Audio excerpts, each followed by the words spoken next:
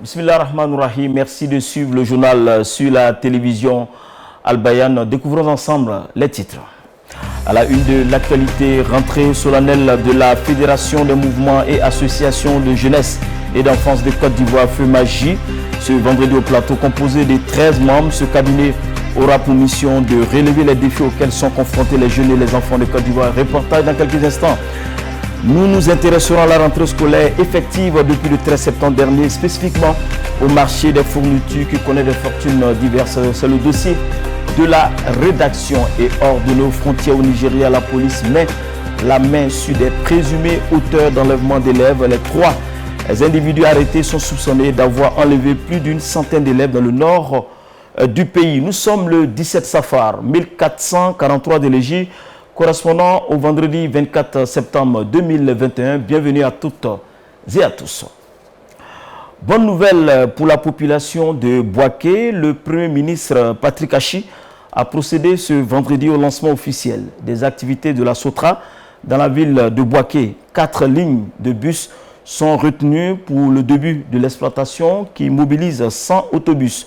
À travers ce déploiement, cette entreprise étatique veut contribuer à l'amélioration de la mobilité urbaine à Bouaké, qui est la première ville en dehors d'Abidjan à bénéficier de son service. Vendredi, jour de la grande prière pour la communauté musulmane. Une occasion hebdomadaire pour les guides religieux de communiquer et sensibiliser les fidèles. Notre équipe de reportage était à Bobo Avocatier, où l'imam Sila Mohamed a invité les fidèles à dépenser sur le sentier d'Allah. Alduma Bokoum, Mariam Sidibé. Comme tous les vendredis, la mosquée d'Abobo Avocatier a refusé du monde. Les fidèles musulmans ont abandonné boutiques, garages, ateliers de couture et toute autre activité pour accomplir les 2 rakats et bénéficier pour cette semaine de sages paroles qui aura pour effet de les aider à réussir leur passage sur la terre et acquérir l'agrément d'Allah. Le thème choisi aujourd'hui par l'imam Mohamed Silla est l'engagement sur le sentier d'Allah. Dressant une liste d'actions fortement rétribuées auprès d'Allah, le guide religieux a invité les fidèles à soutenir la radio et la télévision nationale, premier groupe média islamique en Côte d'Ivoire. Les conseils attentivement écoutés par les musulmans. Le sermon de l'imam d'aujourd'hui, vendredi, nous a montré beaucoup d'enseignements sur le plan de la générosité au sein de l'islam. Parce que l'islam, c'est une religion de générosité et surtout de bienfaisance. Aujourd'hui, le prêt-serment de l'imam était basé beaucoup sur la charité et concernant le chantier d'Allah. Et aujourd'hui, nous avons besoin vraiment de bonne volonté pour pouvoir soutenir la mosquée et soutenir les musulmans en général en Côte d'Ivoire.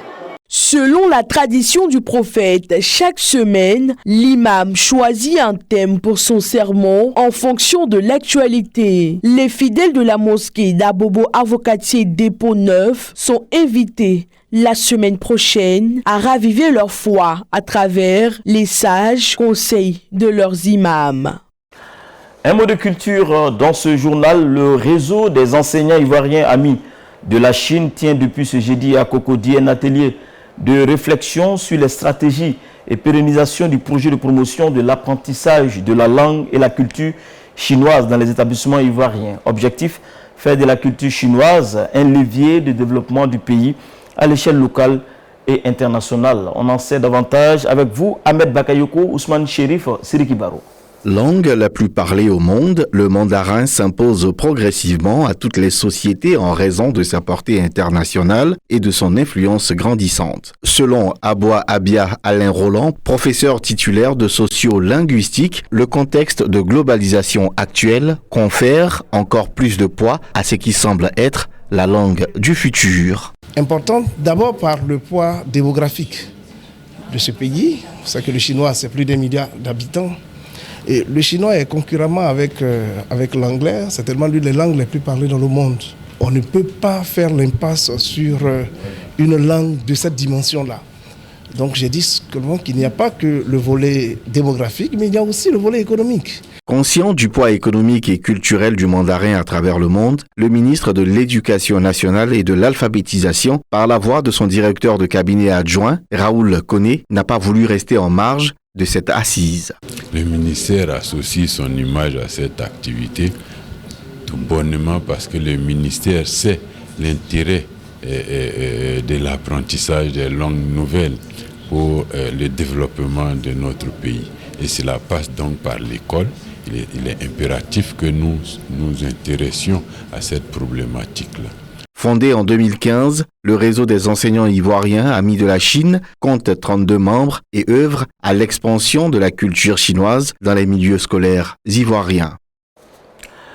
Nous l'annoncions dans le sommet. La Fédération des mouvements et associations de jeunesse et d'enfance de Côte d'Ivoire, FEMAJESI en abrégé, a procédé ce vendredi à la rentrée solennelle de son bureau exécutif national au Plateau. Composé de 13 membres, ce cabinet aura pour mission de relever les défis auxquels sont confrontés les jeunes et les enfants de Côte d'Ivoire durant les 4 prochaines années, nous dit Kanate Kassoum. C'est à l'issue de son 15e congrès ordinaire tenu le 5 mai dernier que Kadi Cissé a été élu à la tête de la FEMAJESI. La rentrée du mandat 2021-2024 est placée sous le sceau du renouveau de l'association soixantenaire et va s'articuler autour de 10 projets de gouvernance. Vous savez que nous existons depuis 1960, donc nous allons mener des plaidoyers pour avoir l'acquisition d'un site pour cette fédération. Nous allons mener un plaidoyer national et international avec des institutions pour accompagner les différents projets de la FEMAJESI.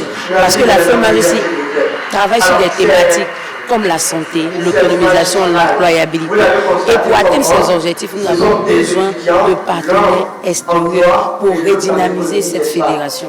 Les 13 membres du bureau exécutif ont été présentés au cours de la rentrée solennelle, une équipe qui entend mobiliser les organisations et associations de jeunesse en vue de relever les grands défis. Le défi serait alors de contribuer à la promotion d'une jeunesse responsable, qui contribue qualitativement à l'essor économique de son pays et qui se tient bien loin de toute action pouvant entraîner des conflits de tout ordre. Chers filles, chers frères, tels sont les défis que vous devriez relever tout au cours de ce mandat. La jeunesse constitue plus de 77% de la population ivoirienne, une frange qui compte pour le ministère de la promotion de la jeunesse, de l'insertion professionnelle et du service civique. Combien de fois Monsieur le ministre Mamadou Touré s'engage aux côtés des jeunes, pour le bien-être des jeunes. Il ne ménagera ou il ne ménage aucun effort pour faire de la jeunesse de Côte d'Ivoire une jeunesse de référence. C'est pourquoi toutes les actions qu'il entreprend sont non seulement des actions de promotion, d'offres d'emploi, de formation, mais aussi de formation des jeunes au civisme et à la citoyenneté. Juste pour dire que Monsieur le ministre voudrait que la jeunesse ivoirienne soit responsable, que la jeunesse ivoirienne croit en elle-même et que la jeunesse ivoirienne compte dans les priorités du chef de l'État. Créée en 1961, la FEMAJESI est composée de 16 associations laïques et confessionnelles. Elle ambitionne de contribuer à la paix et au développement durable grâce à une jeunesse ivoirienne unie et responsable. À présent, le dossier de la rédaction qui s'intéresse à la rentrée scolaire qui est effective depuis le 13 décembre. Cependant, la reprise est encore timide en raison de l'attentisme des parents d'élèves. Notre équipe de reportage s'est intéressée au marché des livres et autres accessoires. Quelle est l'atmosphère dans les librairies et autres surfaces de distribution? Réponse avec cette équipe de signé Ahmed Bakayoko, Doussou Sissé, Diarra Mamadou dans un commentaire de Yacouba Kone. C'est la course contre la montre. Il n'y a plus de temps à perdre pour ces élèves et parents d'élèves qui ont dû suspendre leur activité quotidienne pour accomplir cette exigence sociale. Protège-cahiers, matériel géométrique, œuvres littéraires s'arrachent comme des petits pains dans les surfaces de distribution. Les années passent et se ressemblent. Les cours de la rentrée constituent le moment privilégié pour les parents pour accélérer l'achat des effets scolaires. Aujourd'hui, il y a plusieurs éditeurs, donc il y a plusieurs livres qui sont proposés. Voilà, donc les écoles font leur choix. Alors, cela, comme ce n'est pas fait déjà en fin d'année, que c'est au début de l'année que la liste d'ailleurs paraît, la liste officielle, alors les écoles elles aussi ont fait leur liste à partir de cette liste officielle-là. Ça fait qu'il y a déjà un retard au niveau de la disponibilité des listes pour les parents. Adjamé, épicentre du commerce abidjanais, concentre l'essentiel des achats pour les classes moyennes. Ici au boulevard Nangui à Brongois, force est de constater la demande débordante à ce moment de la rentrée. Le marché reste prolifique chez certains, alors qu'il continue de flancher côté revendeurs. Le rythme d'achat des fournitures scolaires varie selon divers échelons. Tout se passe bien, mais comme on peut le constater, l'ambiance est chaleureuse, mais en même temps, nous pouvons dire qu'on est sur les nerfs parce que nous avons une demande et nous devons faire au mieux. C'est très compliqué, surtout au niveau des cahiers, c'est très cher. Donc nous sommes des revendeurs qu'on essaie d'expliquer aux clients, ils pensent que c'est à notre niveau où on prend, c'est le problème. Mais on essaie de voir comment on fait pour arranger les parents d'élèves.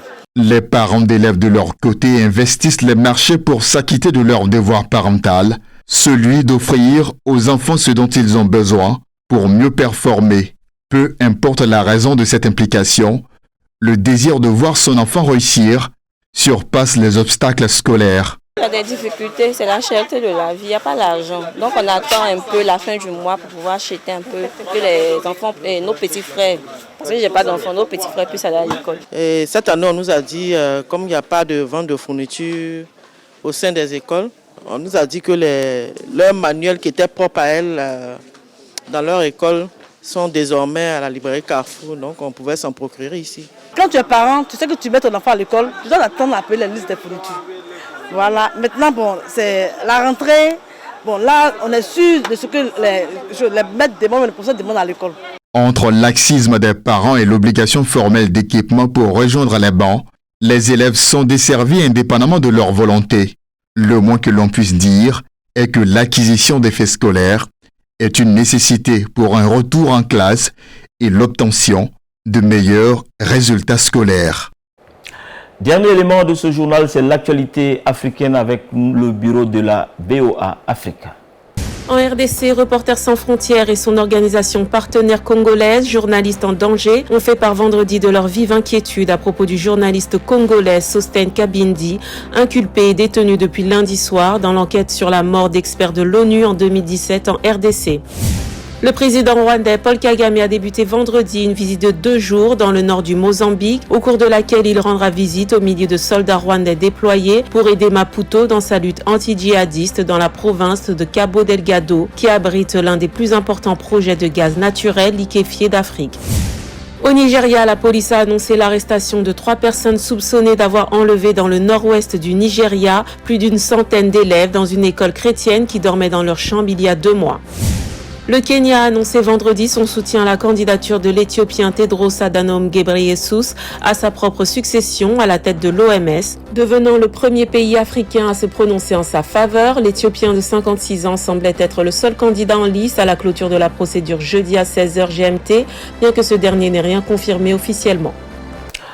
Après Nairobi, retour ici à Abidjan, c'est la fin de ce journal préparé par l'ensemble de la rédaction et de la technique. N'oubliez pas, je n'oublie pas que c'est l'effort qui transforme une vie en destin. Excellente soirée sur la télévision Al Bayan. Wassalamu alaikum wa rahmatullahi wa barakatuh.